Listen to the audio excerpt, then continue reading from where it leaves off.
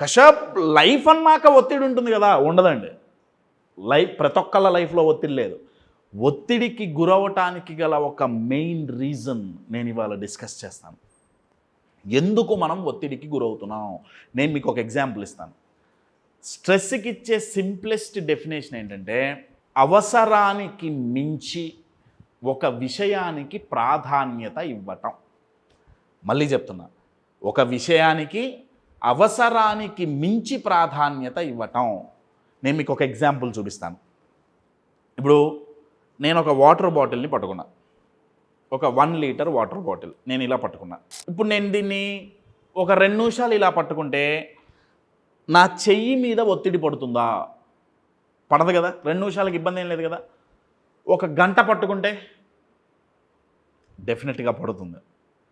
ఒక 5 గంటలు పట్టుకుంటే ఇంకా ఎక్కువ పడుతుంది.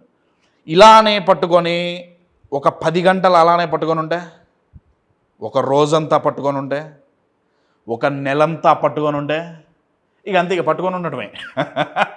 పిచ్చెక్కిపోతుంది. నేనేమంటున్నా, స్ట్రెస్కి ఎందుకు గురవుతున్నాం?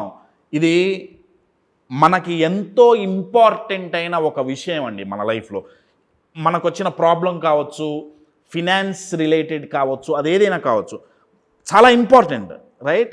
మనం దాని గురించి ఆలోచించాలి. కానీ అంతే అవసరానికి మించి ఎక్కువ ప్రాధాన్యత ఇస్తే దానికి రిజల్టే ఒత్తిడి, స్ట్రెస్. మరి కశ్యప్ దీనికి సొల్యూషన్ ఏంటి? దీనికి సొల్యూషన్ ఏంటంటే కింద పెట్టేయాలి.